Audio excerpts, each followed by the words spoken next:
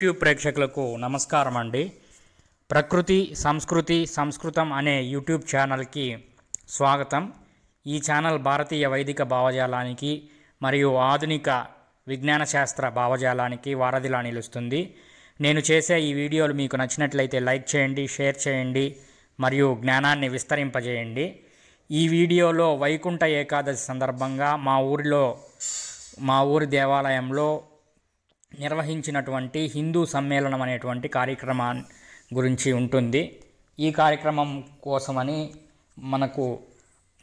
నేను ఒక నెల రోజుల ముందు నుంచి ప్రణాళిక వేసి నలుగురిని విశిష్ట అతిథులని ఆహ్వానించడం జరిగింది. వారి పేర్లు మహేష్ డేగల గారు, అలాగే కళ్యాణ్ చెట్లపల్లి గారు, అలాగే శివశక్తి భాస్కర్ కిల్లి గారు, అలాగే సంస్కృత భారతి అధ్యాపకులైనటువంటి డాక్టర్ మురళీధర్ రావు గారు. వీరు సంస్కృత విద్యాపీఠం తిరుపతిలో పనిచేస్తూ ఉంటారు. వారు విధులు నిర్వహిస్తూ ఉంటారు. వారు ఈ కార్యక్రమం యొక్క ముఖ్య ఉద్దేశం ఏమిటంటే సంస్కృత భాష అలాగే మన హిందూ సంఘాలు రెండు కలిసి పనిచేయాలి అనని ఉద్దేశంతో ఈ కార్యక్రమాన్ని నిర్వహించడం జరిగింది. కార్యక్రమం మాత్రము పిల్లలు వచ్చారు. పెద్దవాళ్ళు కొంతసేపు వచ్చి కూర్చొని వెళ్ళిపోయారు. అలాగే ఈ కార్యక్రమంలో భాగంగా వచ్చిన పిల్లలలో కొంతమందిని మురళీధర్ రావు గారు ఎంపిక చేసుకున్నారు. ఒక 4 పిల్లల్ని ఎంపిక చేసుకొని వారికి ఈ సంస్కృత భాషలో శిక్షణ ఇప్పించేదానికి తిరుపతి తీసుకొని వెళ్తాము వాళ్ళకు వీలైన సమయంలో అని అన్నారు. అది మాత్రం నాకు చాలా సంతోషం వేసింది. మనం ఈ కార్యక్రమం యొక్క ముఖ్య ఉద్దేశమే సంస్కృత భాషను ప్రజల్లోకి తీసుకోపోవాలి అనే ఉద్దేశంతో ఈ కార్యక్రమం పెట్టాము. వారికి అలాగే పిల్లలు భగవద్గీత కూడా పారాయణం చేశారు ఆ రోజు. అది కూడా చాలా సంతోషం వేసింది ఆయనకు, మురళీధర్ రావు గారికి, పిల్లలకి. అలాగే తర్వాత కార్యక్రమం అయిపోయిన వెంటనే ఆలయ ధర్మకర్త అయినటువంటి వాసు గారితో మన యొక్క ప్రకృతి సంస్కృతి సంస్కృతం అనే యూట్యూబ్ ఛానల్ యొక్క లోగోను వాళ్లకు బహుకరించడం జరిగింది. కళ్యాణ్ చెట్లపల్లి, భాస్కర్ కిల్లి గారికి, అలాగే సార్ గారికి, మురళీధర్ రావు సార్ గారికి. ఈ కార్యక్రమానికి మన యొక్క మహేష్ డేగల గారు, కొన్ని హిందూ ఉపాధ్యాయ సమితి అధ్యక్షుడు మహేష్ డేగల గారు రాలేకపోయారు కొన్ని అనివార్య కారణాల వల్ల. అలాగే ఇతను మా ఊరిలో భగవద్గీత ప్రచారం చేస్తూ ఉంటాడు. భగవద్గీత అలాగే భక్తిభావము అవన్నీ చేస్తూ ఉంటారు. ఇతను రామ్మోహన్ అన్న గారు మాకు ఇక్కడ చిట్వేలు మండలం స్థాయిలో ఆయన బాగా మాకు సహకరిస్తూ ఉంటారు ఏదైనా కార్యక్రమం పెట్టినప్పుడు. అలాగే తర్వాత పిల్లలందరికీ మేము మా గృహంలో భోజన కార్యక్రమాలు ఏర్పాటు చేశాము. ఈ వీడియో తర్వాత మీకు వారి యొక్క ఉపన్యాసాలు అవన్నీ ఉంటాయి. వీక్షించినందుకు ధన్యవాదాలు. ఓం నమో వెంకటేశాయ. యూట్యూబ్ ప్రేక్షకులకు నమస్కారం అండి.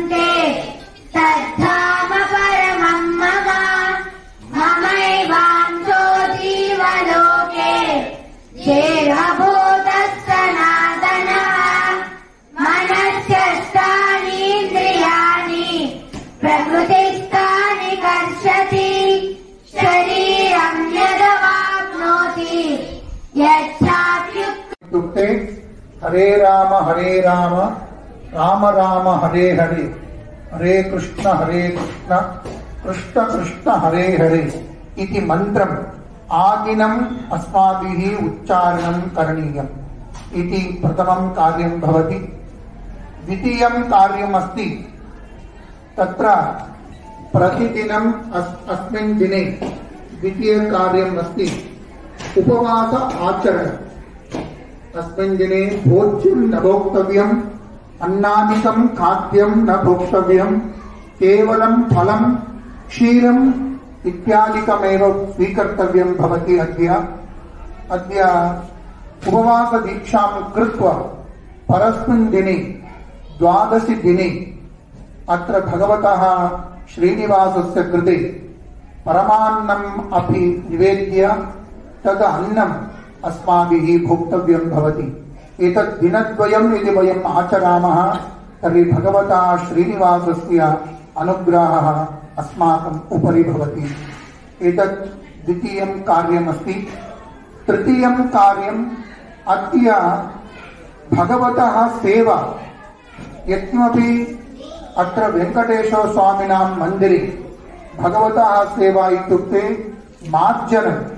भगवतः मन्दिरे मार्जनं करणीयं भवति। भगवतः पुष्पादिकम् आनीय तेषां मालारूपेण निर्माणं करणीयं भवति। एवमेव भगवतः वस्त्राणां प्रक्षालनं, भगवतः पात्राणां शुद्धीकरणम्, एवम् एतादृशरीत्या सेवा करणीया। एतत् कार्यं तृतीयं कार्यमस्ति। चतुर्थं कार्यं भगवतः श्रीकृष्णः अद्य अर्जुनस्य कृते उपदेशः दत्तः। अतः कुरुक्षेत्रे उपदेशः दत्तः अर्जुनाय। अतः तत् काव्यं यदस्ति, तत् ग्रन्थः यदस्ति, भगवद्गीता यदस्ति, भगवद्गीतायाः उच्चारणम् अद्य करणीयमस्ति। अद्य 18 अध्यायः अध्ययनं न भवति चेदपि न्यूनातिन्यूनम् एकम् अध्ययनम् अवश्यम् अद्य उच्चारणं करणीयम्। भगवतः एतत् भगवद्गीतायाः उच्चारणम् यदस्ति तदपि एकं कार्यम्। पञ्चमं कार्यं भवति भगवतः चिन्तनम्। आदिनं भगवतः चिन्तनम्।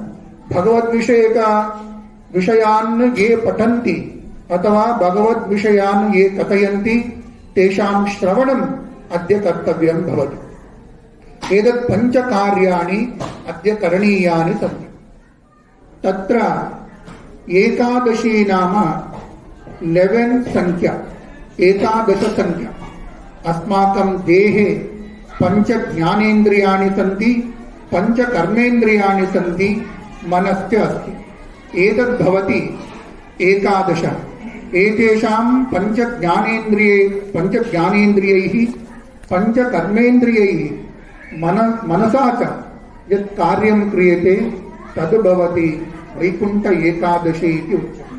अतः वयं सर्वेपि भगवतः अनुग्रहः प्राप्तव्यः इत्युक्ते अवश्यं भगवतः सन्निधाने एतानि कार्याणि अस्माभिः अवश्यं करणीयानि।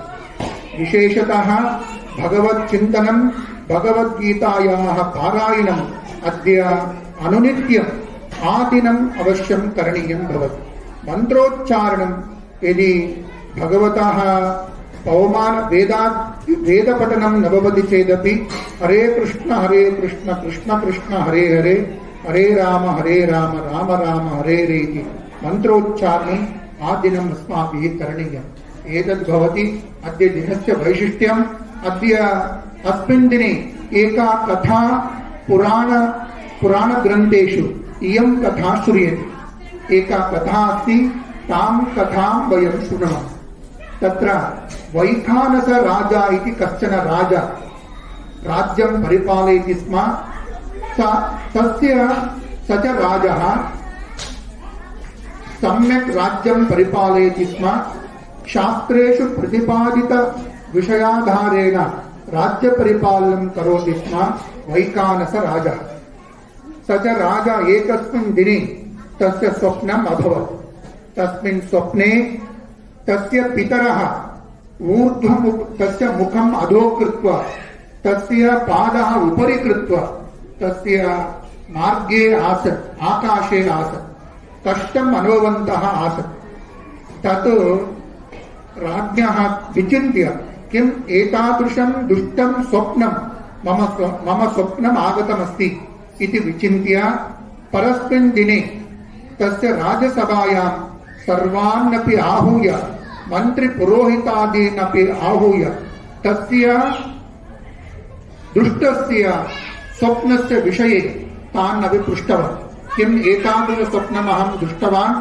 भवन्तः सर्वेपि अस्य स्वप्नस्य अर्थः कः इति कथयन्तु इति तान् प्रार्थितवान् तदानीं सर्वेपि राजपुरोहिताः तत्र विद्यमानपण्डिताः अपि विचिन्त्य अत्र एतस्य स्वप्नस्य अर्थं वयं वक्तुं न शक्नुमः पार्श्वे पर्वतमुनिः इति एकः आश्रमः अस्ति आश्रमं गत्वा तत्र पश्यन्तु तस्य शृण्वन्तु इति तदानीं राजा पर्वतमुनिसमीपे गत्वा पर्वतमुनिं समीपं गत्वा तत्र नमस्कारादिकं कृत्वा प्रार्थितवान् मम स्वप्नस्य कारणं किम् इति तदानीं पर्वतमुनिः तस्य स्वप्नस्य वृत्तान्तं सर्वं ज्ञात्वा असदृशरूपेण विद्यमानं सर्वं विषयं ज्ञात्वा तस्य राज्ञः कृते तस्य निवेदितवन्तः भवतां पितरः नरकलोके सन्ति तेषां दुर्गतावस्थायां तस्यां तेषाम् अवस्थितिः सम्यक् नास्ति अतः कष्टम् अनुभवन्तः सन्ति अतः भवान् उत्तमं कार्यं करोतु शुभकार्यम् एकं करोतु तेन प्राप्तपुण्येन तेषाम् उत्तमगतिम् उत्तमलोकान् प्राप्नुवन्ति इति सः मुनिः प्रत्यवदत् तदानीम् उत्तमकार्यम् कीदृशं कार्यम् अस्माभिः करणीयम् इति पुनः राज्ञः राजा अपृच्छत् तदानीं मुनिः एवम् उक्तवान् वैकुण्ठ एकादशी व्रतम् अनुष्ठानं करोतु यदा वैकुण्ठ एकादशी व्रतम् अनुष्ठानं कृत्वा तस्य फलं तेषां कृते तस्य समर्पयतु इति उक्तवान् तदानीं व्रतानुष्ठानं कथं करणीयम् इत्युक्ते एते 5 अंशाः तत्र उल्लेखः कृतः भगवतः चिन्तनं भगवतः पारायणं भगवद्गीतापारायणम् उपवास आचरणम् एवं भगवद्गीताविषयक श्रवणं भगवद्विषयक वासनाग्रहणम् इत्यादि पंचेन्द्रियैः पंचकर्मेन्द्रियैः पंचज्ञानेन्द्रियैः मनसा च कार्यं कृतवान् इति हेतोः पुण्यफलं प्राप्तवान्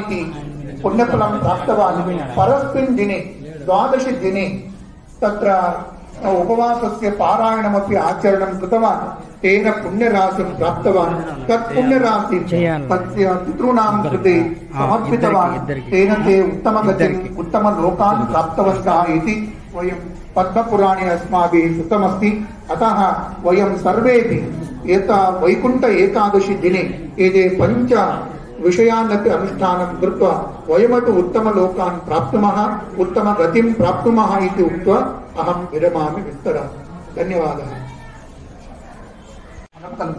అందుకే మనం కానీ ఆంగ్ల భాషను మనం పరిశీలిస్తే XYZ ఇలా ఉంటాయి అందులో వచ్చేసి సంకరం అనేది ఉంటుంది కానీ ఇక్కడ సంకరం అనేది లేదు అలాగే మనం ఈ 3 పదాలలో ప్రకృతి సంస్కృతి సంస్కృతం అనే పదాలు కానీ మనం పరిశీలిస్తే వాటిలో క్రూ ధాతువు అంటే సంస్కృతంలో ఒకానొక ధాతువు ఆ ధాతువు అనేది ప్రధానంగా కనబడుతూ ఉంటుంది ఎందుకంటే మన యొక్క హిందూ ధర్మం అంటేనే ప్రకృతి సంస్కృతి సంస్కృతం అన్నమాట